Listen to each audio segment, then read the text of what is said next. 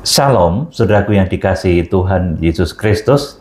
Hari ini Jumat 23 Januari 2026. Saat ini saya akan menyampaikan pembukaan rahasia firman kepada saudara dan saya akan beri tema Jangan cemas, saat ini kita belum masuk di dalam masa Great Tribulation. Saudara yang dikasihi Tuhan Yesus Kristus, mungkin ada beberapa orang yang seolah-olah mengkondisikan bahwa tahun ini kita sudah masuk di dalam masa aniaya besar atau Great Tribulation. Nah, saudara jangan lekas bingung bila mendengar seolah-olah Great Tribulation itu sudah datang.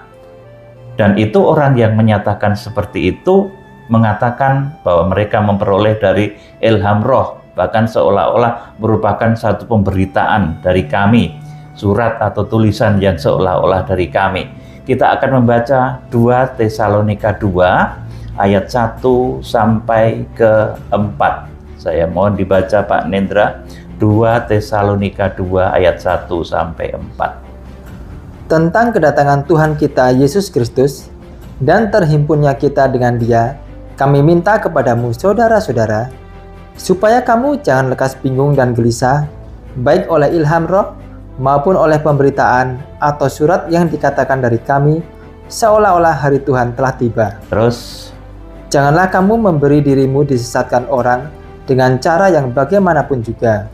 Sebab sebelum hari itu haruslah datang dahulu murtad, dan haruslah dinyatakan dahulu manusia durhaka yang harus binasa, 4. yaitu lawan yang meninggikan diri di atas segala yang disebut atau yang disembah sebagai Allah. Bahkan ia duduk di bait Allah dan mau menyatakan diri sebagai Allah. Amin. Saudara, jadi di dalam surat Tesalonika ini sudah disuratkan supaya kamu jangan lekas bingung dan gelisah baik oleh ilham roh maupun pemberitaan ataupun surat yang dikatakan dari kami seolah-olah hari Tuhan telah tiba. Saudaraku, banyak orang yang menyampaikan segala sesuatu katanya berdasar ilham roh, saudaraku. Katanya juga, saudaraku, berdasarkan situasi geopolitik dunia, berdasarkan informasi-informasi perang, dan lain sebagainya. Saudara, saya beritahu saudara bahwa ketika masa Great Tribulation itu terjadi, saudaraku, maka akan ditandai dengan munculnya lawan yang meninggikan diri di atas segala yang disebut atau yang disembah sebagai Allah. Bahkan ia duduk di bait Allah dan mau menyatakan diri sebagai Allah. Antikris muncul di masa Great Tribulation ini, saudara. Jadi saat ini saya pastikan saudara, saat saya berkhotbah saat ini Jumat 23 Januari 2026, bahwa kita belum masuk masa Great Tribulation ini. Ciri datangnya masa Great Tribulation ini saudara harus ngerti ya. Yang pertama, Great Tribulation itu terjadi, maka peristiwa Harpaso juga sudah terjadi. Nah, sekarang belum ada Harpaso, saudaraku. Harpaso itu bukan berita khayalan, saudaraku. Itu satu berita yang nyata, saudaraku, bahwa nanti di akhir zaman akan ada orang-orang kudus yang rohaninya mencapai rohani yang ditetapkan oleh Tuhan Yesus Kristus, terukur sebagai ruang maha kudus, sebagai orang-orang yang ditetapkan oleh Tuhan sempurna dan bisa diangkat, atau bahasanya itu Harpaso. Jadi Harpaso itu terjadi dahulu, baru Great Tribulation. Nah, sekarang kan belum, saudaraku. Siapa di antara teman saudara yang saat ini Harpaso? Kan belum ada, saudara. Saya yang memberitakan Harpaso saja, saudaraku, merasakan bahwa saat ini belum masa Great Tribulation itu, saudaraku. Kemudian yang kedua, ciri datangnya masa Great Tribulation, saudaraku, terjadi pengungsian ke padang belantara selama 1260 hari. Peogo, saudaraku. Nah, ini pun belum saat ini, saudaraku. Nah, orang-orang yang konon memberitakan, menyampaikan bahwa tahun ini sudah masuk Great Tribulation, saudaraku. Saya lihat malah posting di Facebook, saudaraku, malah posting di IG, posting di sosial media mereka. Loh, katanya ngungsi, kok belum, saudaraku. Nah, Great Tribulation itu terjadi bersamaan dengan pengungsian itu terjadi. Jadi kalau saat ini orang yang konon mengungsi masih bisa telepon-teleponan, WA-WA-an sama saudara, masih bisa bikin status di WhatsApp, saudaraku. Mereka belum mengungsi, saudaraku. Belum terjadi pengungsian ke padang belantara, pengungsian selama 1260 hari ini. Artinya apa? Kita belum masuk masa Great Tribulation ini. Ini yang kedua. Jadi yang pertama tadi, Great Tribulation ini terjadi setelah peristiwa Harpaso, terjadi setelah peristiwa pengungsian ke padang belantara pengungsian. Kemudian saudara yang harus saudara ketahui, yang ketiga, kalau Great Tribulation itu terjadi, tentu kita sudah melewati satu masa peperangan yang besar yang melanda 1/4 wilayah dari bumi, yang tertulis dalam kitab Wahyu pasal 6 ayat 7 dan 8 itu sudah kita lalui. Nah, kenyataannya apa? Saat ini kita belum melalui masa itu. Belum ada peperangan yang terjadi dan peperangan itu melanda, meliputi 1/4 wilayah bumi dan menimbulkan korban yang sedemikian besar. Itu belum terjadi. Maka saya nyatakan Great Tribulation belum terjadi pada saat saya khotbah kali ini. Saudara yang dikasihi Tuhan, kemudian yang keempat, saudara tahu lagi, Great Tribulation itu terjadi kapan? Setelah pemeteraian atas Israel itu terjadi secara nyata juga, saudaraku, bukan imajinasi, bukan sekedar baru cita-cita atau latah menggebu-gebu lalu sudah bilang, oh ini sudah terjadi di alam roh, saudaraku. Nanti akan terjadi betulan pemeteraian bangsa Israel, pertobatan massal atas bangsa Israel, baik pemimpin maupun rakyatnya, dan bisa disaksikan oleh orang banyak.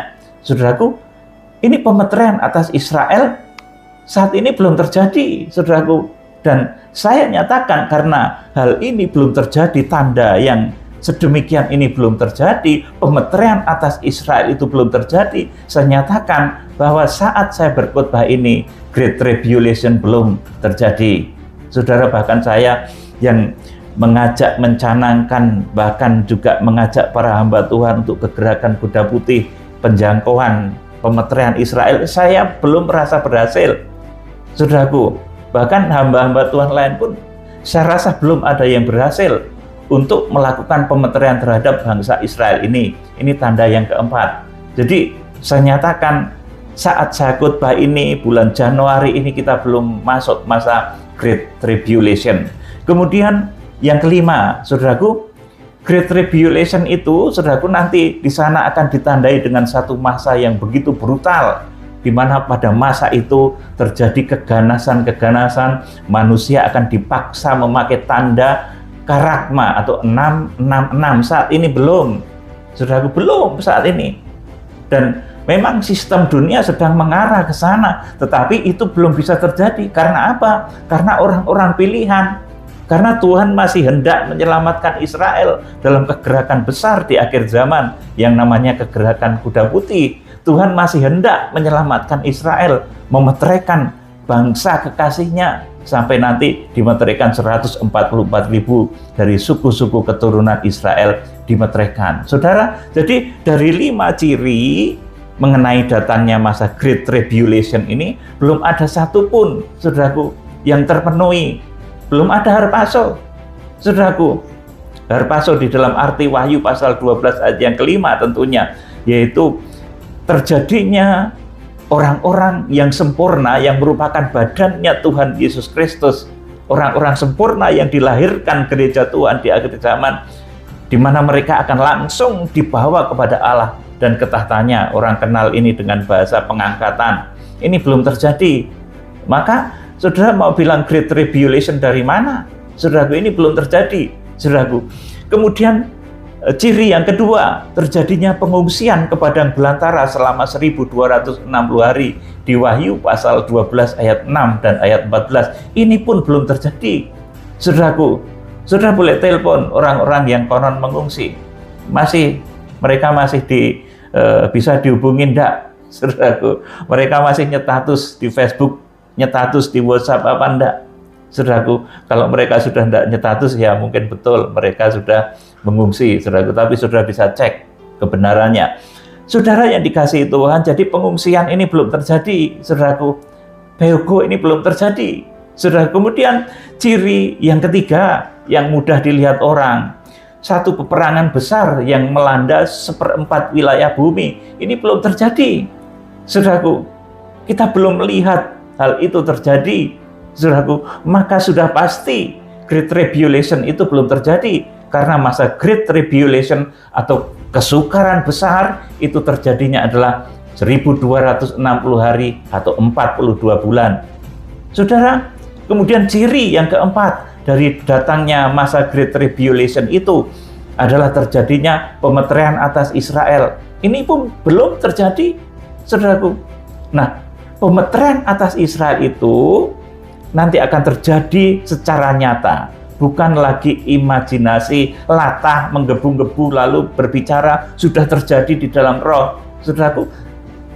Orang-orang itu manusia tubuh jiwa roh yang nanti secara fisik maupun secara spiritual nanti kita akan temui di mana Israel itu dimeteraikan.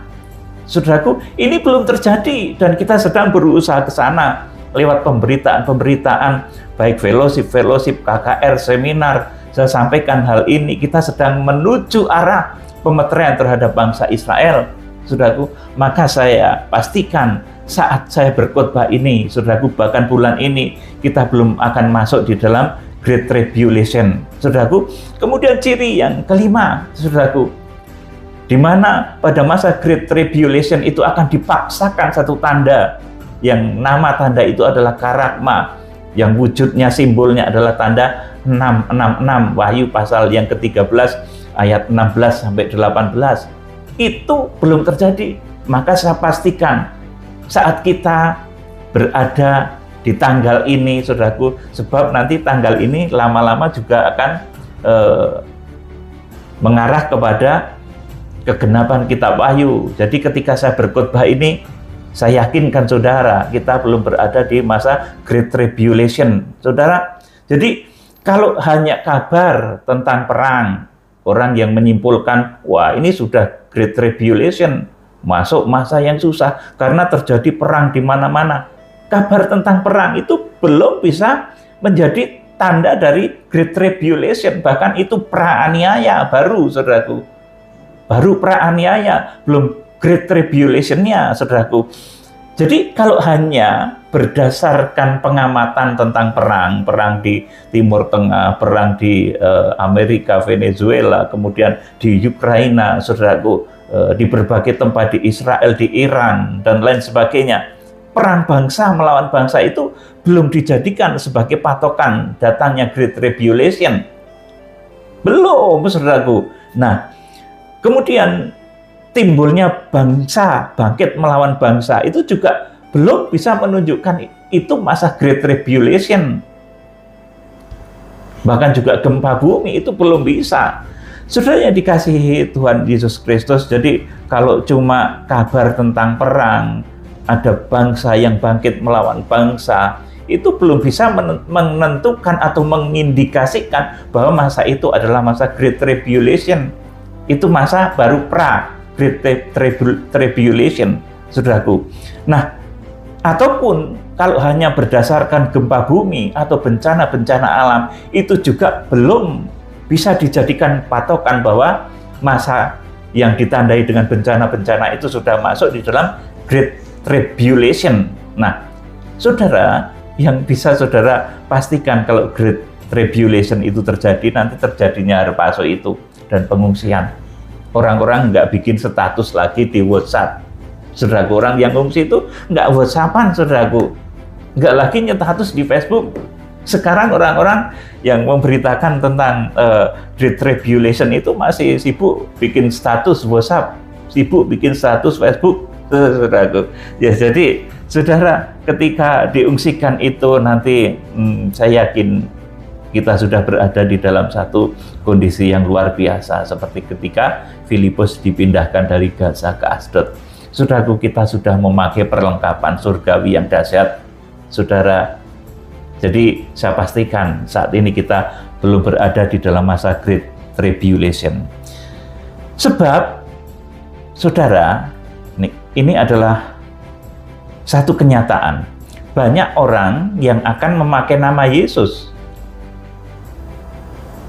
menimbulkan kecemasan, mengabarkan tentang perang, mengabarkan tentang kelaparan, membuat jemaat bingung, membuat jemaat cemas. Maka di dalam surat yang kita baca tadi, jangan cemas, jangan gelisah. Nah, belakangan ini banyak pemberitaan yang membuat orang itu cemas, yang membuat orang itu bingung, yang membuat orang itu gelisah. Mereka akan memberitakan nama Yesus, mengabarkan tentang perang, mengabarkan resesi, mengabarkan kelaparan, mengabarkan bencana-bencana di bumi, dan kejadian di alam raya. Kemudian dikait-kaitkan dengan masa Great Tribulation ini dan kedatangan Tuhan. Referensi geopolitik, perang, ekonomi, bencana akan menjadi dasar dari ajaran nabi-nabi palsu yang menyesatkan banyak orang, yang nanti cuma menimbulkan kegelisahan. Makanya diperingatkan di dalam ayat tadi, jangan gelisah, ya. Jadi referensi tentang geopolitik, perang, ekonomi, bencana alam menjadi dasar dari ajaran nabi-nabi palsu akhir zaman yang menyesatkan banyak orang, dan mereka menggunakan nama Yesus juga dan berbicara bahwa Yesus itu Mesias. Hati-hati, saudaraku, karena ada 5 hal tadi yang menjadi ciri datangnya masa Great Tribulation. Saudara, jadi kita akan membaca sekarang di dalam Matius pasal 24, Matius 24 ayat 3 sampai 14. Ini masa pra-Great Tribulation. Saudaraku, sebelum Great Tribulation itu akan terjadi hal-hal sedemikian. Matius pasal 24 ayat 3 sampai 14 dibaca, Pak Nendra. Permulaan penderitaan. Ya. Ketika Yesus duduk di atas Bukit Zaitun, datanglah murid-muridnya kepadanya untuk bercakap-cakap sendirian dengan dia. Kata mereka, "Katakanlah kepada kami, bila manakah itu akan terjadi, dan apakah tanda kedatanganmu dan tanda kesudahan dunia?" Ya, perhatikan ayat 4 baik-baik. Jawab Yesus kepada mereka, "Waspadalah, supaya jangan ada orang yang menyesatkan kamu." Ya, tentang masa kedatangan Tuhan, tentang Great Tribulation, itu akan banyak orang yang berusaha menyesatkan kamu. Ayat 5. Sebab banyak orang akan datang dengan memakai namaku. Iya, banyak orang yang datang memakai nama Yesus dan mengatakan Yesus itu Mesias. Terus? Dan berkata, "Akulah Mesias." Terus? Dan mereka akan menyesatkan banyak orang. Iya, mereka datang memakai nama Yesus. Mereka mengaku Yesus Mesias, tetapi mereka menyesatkan banyak orang. Karena apa? Karena konsep pemberitaan yang keliru dan akhirnya membuat orang gelisah. Saudara yang dikasihi Tuhan, terus kamu akan mendengar deru perang atau kabar-kabar tentang perang. Namun berawas-awaslah, jangan kamu gelisah. Iya, terus. Sebab semuanya itu harus terjadi. Tetapi itu belum kesudahannya. Iya, kalau memberitakan Great Tribulation itu jangan berdasarkan dari kabar tentang perang. Kabar tentang perang. Kamu akan mendengar deru perang atau kabar-kabar tentang perang. Ya, sekarang banyak kabar perang. Amerika menyerang Venezuela, Greenland. Kemudian di Eropa, negara-negara Eropa bangkit. Sudah, kemudian ada front-front yang mulai berdiri. Saudaraku, kita jangan mengambil kesimpulan dari peristiwa-peristiwa bangsa bangkit melawan bangsa ini. Kita jangan mengambil kesimpulan dari deru perang, dari kabar-kabar tentang perang. Tetapi kita harus berawas-awas dan jangan gelisah. Kenapa, saudaraku? Banyak orang gelisah karena memang berita-berita akhir zaman itu aneh-aneh. Kita masih di sini, kita masih bisa WhatsApp-an, katanya sudah masuk Great Tribulation, saudaraku. Ya, belum, saudaraku. Dilanjut ayat yang ke-7. Sebab bangsa akan bangkit melawan bangsa, dan kerajaan melawan kerajaan. Akan ada kelaparan dan gempa bumi di berbagai tempat. Ya, jadi peperangan bangsa melawan bangsa ini terjadi di mana-mana juga. saudaraku. Ini juga bukan menjadi penanda dari datangnya Great Tribulation. Ini belum bisa menjadi tolak ukur. Ketika bangsa bangkit melawan bangsa, kerajaan melawan kerajaan, kemudian ada resesi yang dahsyat seperti kalau satu negara terjadi chaos ya, itu mata uangnya akan turun, nilainya akan turun, kemudian terjadi satu krisis pangan, kelaparan, saudaraku, itu juga belum menjadi tolak ukur dari datangnya Great Tribulation.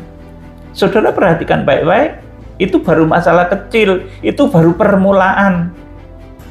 Adanya gempa bumi di berbagai tempat, ya Jepang sering gempa, saudaraku, dan kita di Indonesia bagian selatan juga mesti waspada, karena kita memang berada di dalam satu kondisi rawan dengan bencana megatrust ya, saudaraku. Jadi gempa bumi pun bahkan yang besar-besar 6, 7, 8 itu belum bisa menjadi penanda dari datanya Great Tribulation.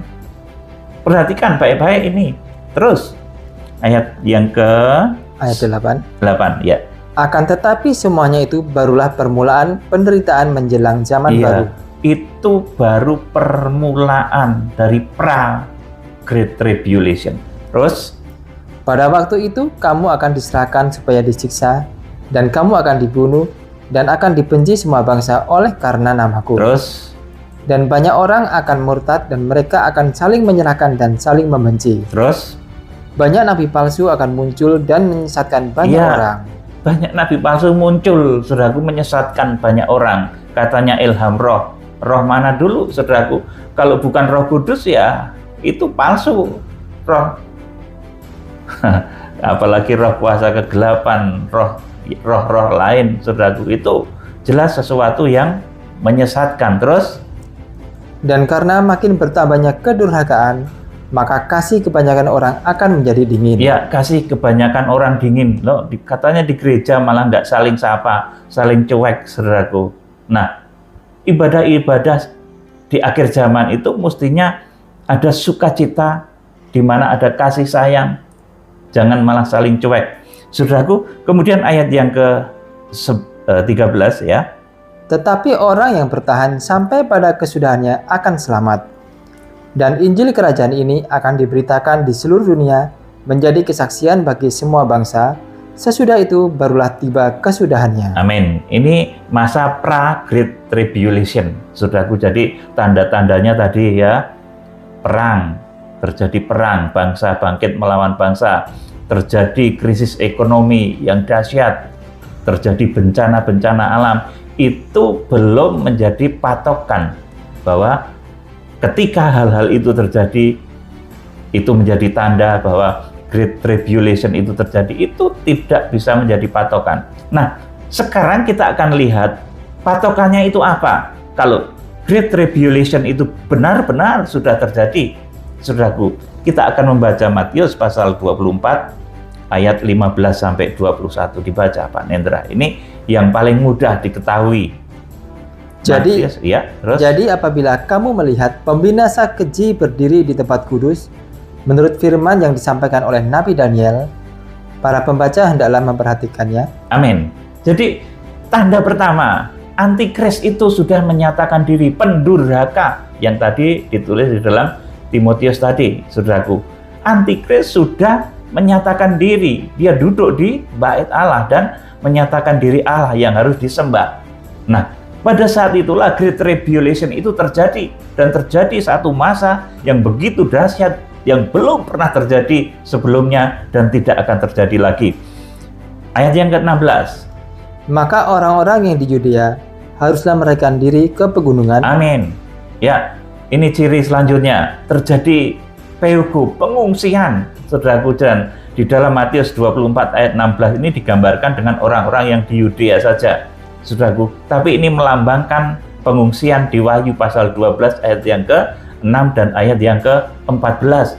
Jadi kalau Great Tribulation itu terjadi, maka orang-orang kudus yang memenuhi kaidah rohani ruang kudus, saudaraku, mereka akan diungsikan peugo ke satu tempat yang disebut sebagai eremos, padang belantara pengungsian selama 1260 hari. Sekarang belum, saudaraku.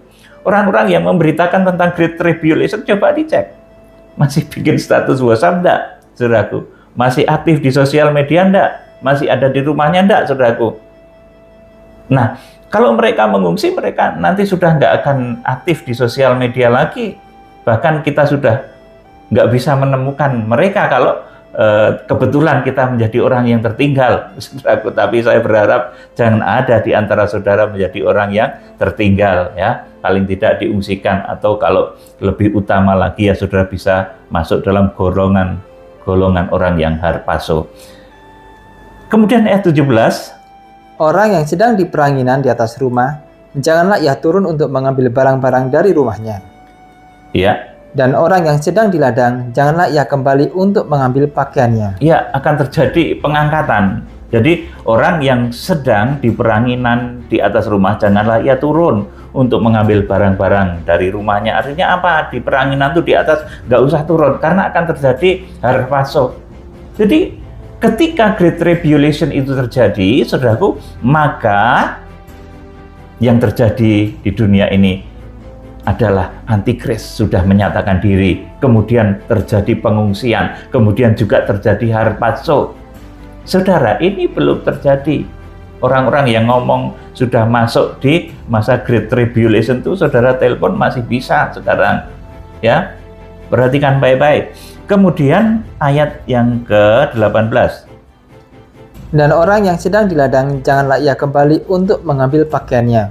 19. Celakalah ibu-ibu yang sedang hamil atau yang menyusukan bayi pada masa itu. Terus, berdoalah supaya waktu kamu melarikan diri itu jangan jatuh pada musim dingin dan jangan pada hari Sabat. amin. Saudara, saya beritahu, jadi kita saat ini belum berada pada masa Great Tribulation itu. Kita berada di mana? Sekarang kita berada di satu masa, di mana masa yang kita jalani ini adalah masa di mana kita menunggu pertobatan bangsa Israel, menunggu pemeterian bangsa Israel. 144.000 dari suku keturunan Israel itu dimeteraikan. Kalau itu sudah terjadi, saudaraku, maka masa Great Tribulation itu sudah dekat.